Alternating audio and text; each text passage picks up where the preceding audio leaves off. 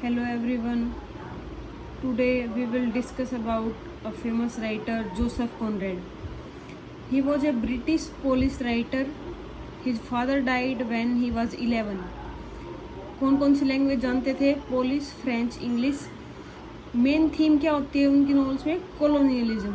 Most of his characters die at the end, मतलब कि tragic end होता है.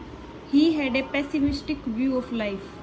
पेसिमिज्म होता है. Edward Said worked on his novel Heart of Darkness. Joseph Conrad famously किसके लिए जाने जाते हैं? हार्ट ऑफ डार्कनेस के लिए. और उनके उस नोवेल के ऊपर वर्क किस फेमस राइटर ने किया है? एडवर्ड सैड, जिन्होंने क्या लिखा है? Famous book orientalism. इनके वर्क्स की बात कर लेते हैं. फर्स्ट वर्क था एल्मेयर्स फोली. ये किसके बारे में? इनकी फर्स्ट नोवेल है. इसमें मेन प्रोटैगनिस्ट है वो है कैस्पर एल्मेयर. कहाँ पे रहता है? बोर्नो के जंगल में रहता है. ये थोड़ा सा बस ओवरव्यू दे रही हूँ मैं आपको वर्क्स का, डिटेल स्टडी नहीं है. सेकंड है N outcast of the island. इसकी सेटिंग कहाँ पे है? मलय में. मलय प्लेस, सिटी का नाम, कंट्री का नाम है. मेनली कई बार क्या होता है, इनके जो वर्क्स होते हैं उनकी सेटिंग पूछ ली जाती है कि an outcast of the island कहाँ पे सेट है, तो मलय में. Inspired by Conrad's experience on steamer, जो शिप वगैरह पे या सी वॉयज पे जाने का इनको बड़ा इंटरेस्ट था उसमें, तो उससे रिलेटेड है. कैरेक्टर टॉम लिंगार्ड है इसमें फेमस जो कैरेक्टर है. Peter William who is immoral and betrays his own man. It expresses feeling of loneliness of existence and solidarity of ship life. अब आइलैंड जो ये है टॉम लिंगार्ड, ये भी सी एक्सप्लोरेशन के ऊपर बेस है, सी वॉयेज से रिलेटेड है. तो इसमें जो पीटर विलियम है वो एक कैरेक्टर है, वो अपने ही जो पर्सन है उनसे बिट्रे करता है. नेक्स्ट इनके वर्क की बात करते हैं. निगर ऑफ नार्सिसस और टेल ऑफ द सी. ये इम्पोर्टेंट होता है कि राइटर कई बार जो वर्क है उसका सबटाइटल भी पूछ लेते हैं. निगर ऑफ नार्सिसस और tale of the sea. It is about the voyage around the Cape Horn city and deals with the theme of impressionism. हमने देखा कि इनको खुद को सी वॉयेज का में बड़ा इंटरेस्ट था, तो इनके वर्क्स भी उसी चीज़ से डील करते हैं. इसमें किस सिटी के बारे में बात करता है? Cape Horn city. और इसका सबटाइटल है, वर्क का दूसरा नाम है निगर ऑफ नार्सिसस का tale of the sea. Next most important work 1899 heart of darkness.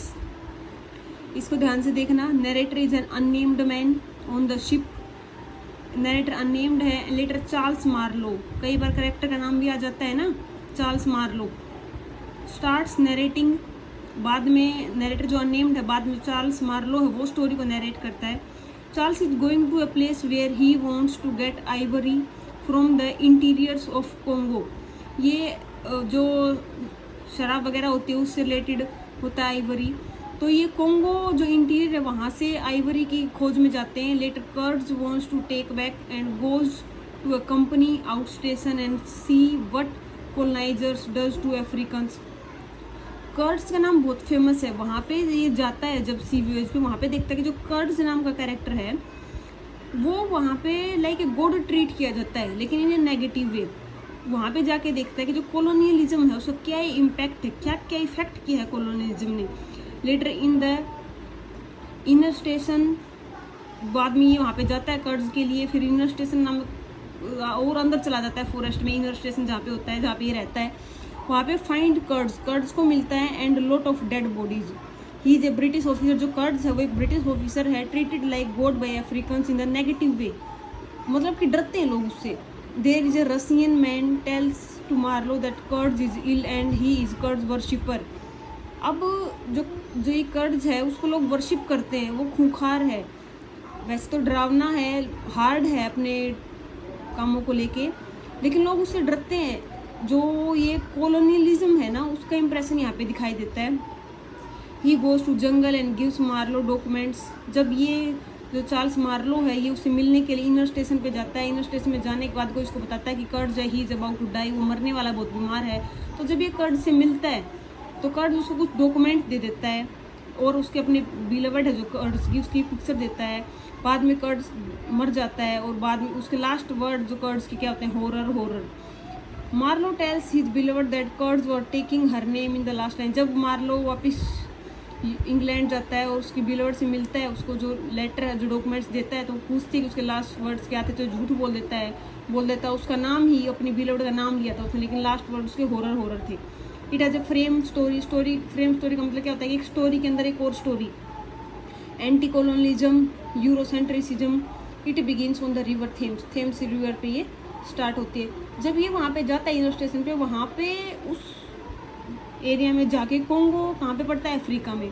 आपको पता है कि जो ब्रिटिशर्स थे उन्होंने इम्पीरियलिज्म की पॉलिसी थी, हर कंट्री को अपने अंडर कर रखा था। तो जब यहाँ पे जाता है ना चार्ल्स मारो, तो वहाँ पे देखा इसने कि ब्रिटिश जो इम्पीरियलिज्म है उसका कितना नेगेटिव इफेक्ट है, और जो कर्ज है वो बीइंग ए ब्रिटिश ऑफिसर कैसे वो लोगों को वहाँ पे प्रोटेक्ट करता है, इसलिए लोग उसको गॉड मानते हैं। वैसे तो ब्रिटिशर्स था, एक ब्रिटिशर नागरिक था, लेकिन फिर भी कैसे लोगों को प्रोटेक्ट करता है।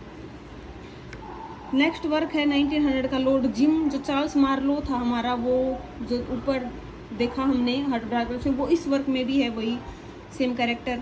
Seller and dreams of being a hero but never face true problems. अब जो लॉर्ड जिम क्या होता है, इसकी मेन आपको मैं स्टोरी बता देती हूँ। लॉर्ड जिम जो होता है वो एक ऑफिसर होता है आर्मी में, और एक बार क्या होता है, एक शिप है जो ये मुस्लिम्स होते हैं ना, उनको मक्का लेके जा रहा होता है। वो शिप का नाम होता है बदेना। वहाँ पे शिप जो है about to die, ship about to sunk in the river, वो डूबने वाला होता है उसमें, सॉरी सी में। तो ये क्या होता है, ये डर के लॉर्ड जिम उनको छोड़ के भाग जाता है। फिर बाद में पूरी टाइम तक इसके मन में गिल्ट रहता है, जो इसको बैज था करेज का वो छिन जाता है, डरपोक मानने लग जाते लोग। तो ये क्या करता है, वहाँ से चला जाता है पोस्ट मैनेजर की जो बैज था वो तो ले लिया गया था इससे करेज का। अभी as a post manager posted होता है एक प्लेस पे, वहाँ पर एक पॉलिटिकल लीडर बन जाता है। वहाँ पर एक पर्सन होता है कॉर्नेलियस, उसकी डॉटर ज्वेल है, उससे लव करता है, लेकिन कॉर्नेलियस को ये बात बिल्कुल पसंद नहीं है। अब कॉर्नेलियस और एक पर्सन है जेंटलमैन ब्राउन, ये दोनों मिलके चाहते हैं कि जो लॉर्ड जिम है उसको डिस्ट्रॉय किया जा सके। अब जो डेन वॉरिस है, जो ये था ना gentleman brown, he is A negative person. तो एक पर्सन है डेन वॉरिस, डेन वॉरिस को अपॉइंट किया हुआ है कि क्या करने के लिए, कि जो ये ब्राउन है जेंटलमैन ब्राउन, इसको पकड़ने के लिए डेन वॉरिस को।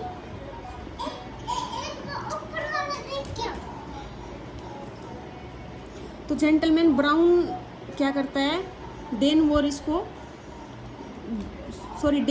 जो है वो जेंटलमैन ब्राउन के पास जाता है उसको पकड़ने के लिए। तो डेन वॉरिस को ब्राउन और कॉर्नेलियस मार देते हैं।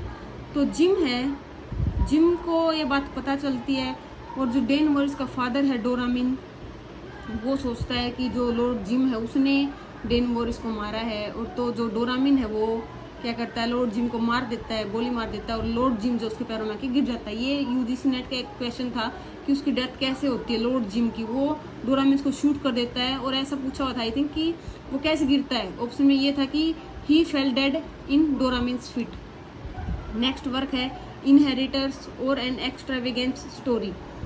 अब ये इसमें क्या है, फोर्ड मैडॉक्स फोर्ड के साथ इन्होंने ये लिखा है। इन्होंने काफ़ी सारे वर्क्स में एक दूसरे के साथ वर्क किया है, फोर्ड मैडॉक्स फोर्ड ने और जोसेफ कॉनरेड ने। तो इसमें क्या दिखाते हैं, traditional values are thrown out with the help of power, narrator is an aspiring writer. Traditional values है उनका लॉस हो रहा है, ऐसा कुछ है। नोस्ट्रोमो और टेल ऑफ सी बोर्ड, ये ध्यान रखना है, इनके मेनली जो वर्क्स हैं उनके टू टाइटल्स हैं, नोस्ट्रोमो और tale of seaboard.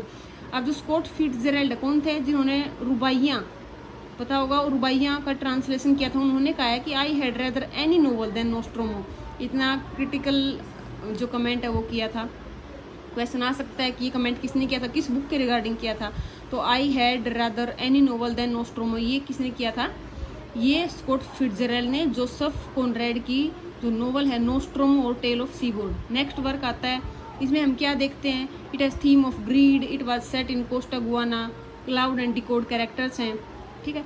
Next है सीक्रेट एजेंट और सिंपल टेल, ये लंदन में सेट होती है और अडोल्फ वेरलॉक से डील करती है। एक स्पाई के बारे में नाम से ये सीक्रेट एजेंट और सिंपल टेल। पॉलिटिकल नोवेल है जो टेररिज्म से डील करती है। अब थॉमस मन ने जो है इसके बारे में एक इम्पोर्टेंट कमेंट किया है, it has a preface that tells that it has neither tragedy NOR comedy but A tragic comedy. ये भी आ सकता है कौन सा वर्क है जिसके बारे में थॉमस मन ने जिसको एज ए ट्रेजिक कॉमेडी माना है, तो वो कौन सा है। सीक्रेट एजेंट और सिंपल टेल। नेक्स्ट हम बात करते हैं अंडर द वेस्टर्न आई। इसकी सेटिंग रसिया में है। किस वर्क के रिस्पॉन्स में लिखा था? एक रसियन राइटर है Fyodor Dostoevsky, most important most well known work है क्राइम एंड पनिशमेंट, उसके रिस्पॉन्स में लिखा है अंडर द वेस्टर्न आई।